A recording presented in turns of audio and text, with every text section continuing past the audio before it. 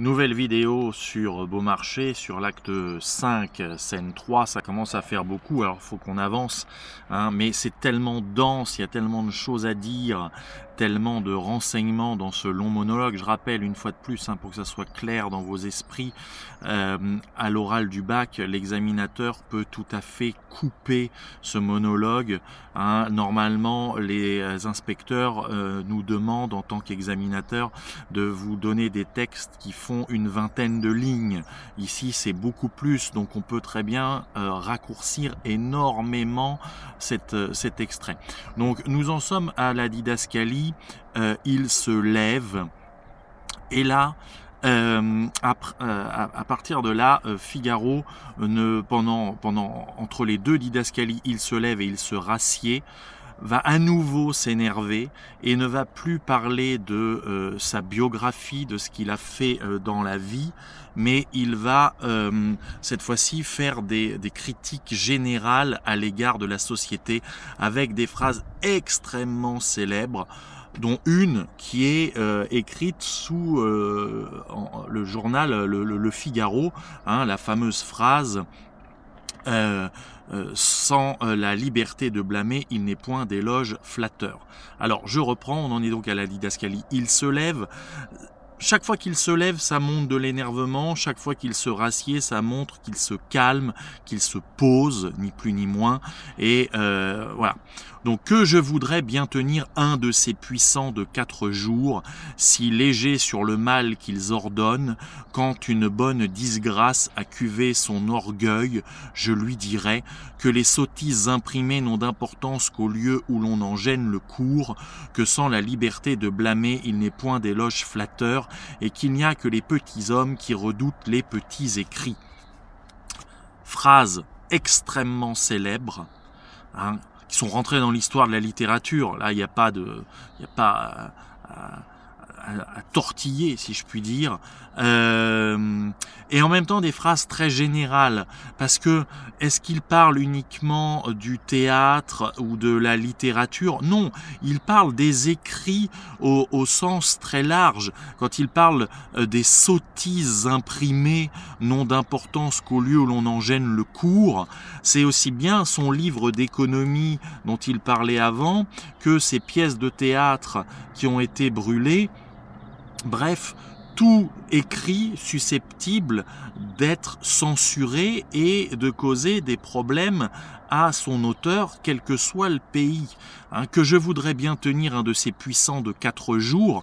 Puissants de 4 jours, c'est aussi bien les nobles que les censeurs, que les juges qui mettent les auteurs, les écrivains en prison. C'est ça, les puissants de 4 jours. Alors pourquoi 4 jours? Parce que leur puissance, elle est tout à fait fluctuante. Suffit d'un changement d'humeur d'un supérieur et ils perdent leur poste, ils sont mutés, voire même eux-mêmes emprisonnés. Voilà, c'est-à-dire que leur pouvoir n'est pas permanent, hein. Donc quand une bonne disgrâce a cuvé son orgueil, voilà, le problème de cette société, c'est que on est aussi rapidement dans les bonnes grâces de quelqu'un que disgracié. Vous faites le bien, vous faites le mal, vous pouvez être récompensé, vous pouvez être puni, vous savez pas trop pourquoi. Tout ça, c'est très instable, très aléatoire, et donc forcément vous marchez sur des œufs. Il n'y a pas beaucoup de sécurité, hein, puisque vous savez pas trop pourquoi vous êtes puni, vous savez pas trop pourquoi vous êtes récompensé. Donc, les sottises imprimées n'ont d'importance qu'au lieu où l'on en gêne le cours, que sans la liberté de blâmer, il n'est point d'éloge flatteur, qu'il n'y a que les petits hommes qui redoutent les petits écrits. Là, on est véritablement dans des propos qui sont hautement censurables à l'époque, dans ces années 1782, 83, 84, parce que, bien évidemment, ça n'existe pas la liberté de la presse, ça n'existe pas la liberté de blâmer, c'est pas possible. On ne peut pas, comme ça, écrire ce qui vous passe par la tête pour critiquer le roi ou tel personnage puissant, parce que sinon vous faites au mieux censurer votre écrit, au pire condamner. On sait par exemple Voltaire qu'il a dû régulièrement dans ce XVIIIe siècle partir s'exiler en Angleterre, s'exiler à la cour de Lorraine, et on connaît l'histoire de sa maison à proximité de Genève, ou Ferney, avec la frontière au bout du jardin qui lui permettait de facilement pouvoir quitter le pays en cas de besoin. Bien. Donc, là, vous avez compris ces phrases. Hein. Sans la liberté de blâmer, il n'est point d'éloge flatteur. L'éloge, le blâme, on est dans l'épidictique, registre littéraire, vous connaissez, on a travaillé sur ça. L'éloge, le blâme, hein, on est avec des antonymes. D'un côté, on critique, d'un côté, on récompense. Voilà. Et Beaumarchais, et donc ici Figaro, nous dit que l'un ne va pas sans l'autre. Les deux sont intimement liés. Mais c'est un texte hautement politique sur véritablement la liberté de propos, la liberté d'écrit. Arrive la didascalie suivante, il se rassied et va reprendre le récit biographique, autobiographique de l'existence de Figaro. Donc là, de nourrir un obscur pensionnaire, on me remet un jour dans la rue. Donc tout simplement, une phrase un peu alambiquée pour dire qu'à un moment, on l'a libéré. Voilà, on ne sait pas trop pourquoi. Il était en prison et puis on le remet en liberté. Voilà, on me remet un jour dans la rue. Et comme il faut dîner, quoi qu'on ne soit plus en prison, je taille encore ma plume et demande à chacun de quoi il est question. On me dit que pendant ma retraite économique, il s'est établi dans Madrid un système de liberté sur la vente des productions qui s'étend même à celle de la presse. Donc tout simplement, Figaro sort de prison, hein, il a été isolé du monde pendant un certain temps et il se renseigne, il dit bon bah qu'est-ce qui est à la mode à Madrid, et on lui dit bah à Madrid pendant que tu étais en prison il y a eu des changements, maintenant il y a la liberté de la presse. Bon, un système de liberté sur la vente des productions qui s'étend même à celle de la presse. Donc après avoir tâté du théâtre, après avoir tâté des manuels d'économie, maintenant Figaro va commencer le journalisme. Figaro va créer un journal. Alors après, évidemment, on est toujours dans ce thème de la liberté de la presse. On va avoir une énumération qui est très célèbre, hein, et pourvu que je ne parle en mes écrits ni de l'autorité, 1, ni du culte, 2, ni de la politique, 3, ni de la morale, 4, ni des gens en place, 5, ni des corps en crédit, 6, ni de l'opéra, 7, ni des autres spectacles, 8, ni des personnes qui tiennent à quelque chose, 9, je puis tout imprimer librement sous l'inspection de 2 ou 3 censeurs.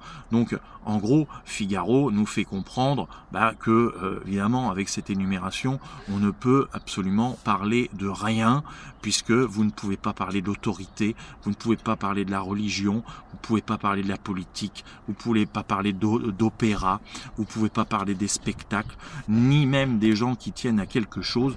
Donc évidemment, je puis tout imprimer librement. On est dans l'ironie, c'est une antiphrase, bien évidemment qu'il ne peut rien imprimer librement, et en plus c'est nié juste derrière par sous l'inspection de 2 ou 3 censeurs. Donc non seulement vous ne pouvez parler de rien, ni de politique, ni des spectacles, ni d'art, ni de religion, ni de morale, ni des mœurs, c'est interdit, mais en plus le peu que vous écrivez, on va encore le censurer. Donc bien évidemment on a une énumération qui est drôle, on est dans l'exagération, hein, mais derrière ça, il y a quand même en filigrane, de la part de Beaumarchais, une critique sous-jacente. On est dans un texte argumentatif, il y a une thèse ici qui est défendue, c'est la thèse de liberté de parole, d'une forme de liberté d'expression, d'accord. Alors, c'est pas Charlie pour autant, hein, n'exagérons pas, hein, on n'est pas, voilà, hein, on n'est pas dans Charlie Hebdo, on n'est pas à ce point-là, mais évidemment, ça se passe à Séville, ça se passe à Madrid, mais le public comprend bien que ça parle de Paris, que ça parle de la France. Donc, après être sorti de prison, Figaro crée un journal, mais un journal dans lequel on ne peut rien dire. Et le peu qu'on arrive encore à raconter, parce que vu qu'on peut pas parler de morale, de politique, d'autorité, du culte, de rien, c'est encore censuré. Bon, donc pour profiter de cette douce liberté, j'annonce un écrit périodique et croyant n'aller sur les brisées d'aucun autre, je le nomme journal inutile. Pourquoi il l'appelle journal inutile? Tout simplement parce que comme il ne peut absolument rien écrire dedans, ce journal il est inutile, il n'informe pas, il donne pas de renseignements, il n'apprend rien, il ne parle de rien, c'est le vide, c'est le néant. Bon. Et il pensait pouvoir quand même s'en sortir. Et patatras, 4e tentative, 4e échec. Pouh, je vois s'élever contre moi 1000 pauvres diables à la feuille, on me supprime et me voilà de rechef sans emploi. Voilà, parce que évidemment, il y a d'autres personnes qui ont eu la même idée que lui. Il y a eu énormément de journaux qui ont été créés. Évidemment, il s'est fait des ennemis, il s'est fait des adversaires. D'autres journalistes, d'autres directeurs de feuilles de chou, de directeurs de périodiques l'ont attaqué et il s'est fait un petit peu détruire par la grande famille des journalistes. Bien. Et après arrive encore, il creuse encore son trou, Figaro, et on va finir cette vidéo sur ça, puisqu'il dit « Le désespoir m'allait saisir, on pense à moi pour une place, mais par malheur j'y étais propre, il fallait un calculateur, ce fut un danseur qui l'obtient. » 5e tentative d'emploi, il avait toutes les capacités pour travailler, et il l'a pas eu. Parce qu'on a préféré prendre quelqu'un, un gros nul, quelqu'un qui n'avait pas les capacités. Voilà, le désespoir m'allait saisir, on pense à moi pour une place, donc pour un travail, mais par malheur, j'y étais propre. Donc pour mon malheur, j'avais les capacités à faire ce travail, il fallait un calculateur, ce fut un danseur qui l'obtient. Donc il y a un job à pourvoir, on va parler familièrement. Figaro a les capacités pour remplir ce travail. On va préférer prendre quelqu'un d'autre, quelqu'un qui est nul. C'est un travail avec des calculs, on va prendre un danseur. Quel est le message derrière ça? Quel est le message? C'est qu'on est dans une société qui cherche à protéger ses avantages, qui justement, il ne faut pas qu'il y ait d'ascenseur social, il ne faut pas qu'il y ait de progression, il ne faut pas que les gens puissent s'élever. Donc Figaro aurait pu s'élever grâce à ce job, il aurait pu progresser, mais au contraire, on va prendre quelqu'un qui est nul, qui va échouer, qui va être mauvais, de manière à ce que ni Figaro ne puisse s'élever, ni ce danseur, ce nul, ne puisse également s'élever et que surtout les choses restent telles qu'elles sont, que tout stagne, qu'il n'y ait pas d'amélioration, pas de progrès. On est dans le conservatisme, dans l'immobilisme, il ne faut pas que ça bouge. Donc, on en est à 5 échecs, 5. Et on se retrouve dans une autre vidéo pour parler du banquier de Pharaon et pour parler encore de la suite parce que c'est pas fini. 5 échecs et c'est pas suffisant, il y en aura d'autres. À très bientôt.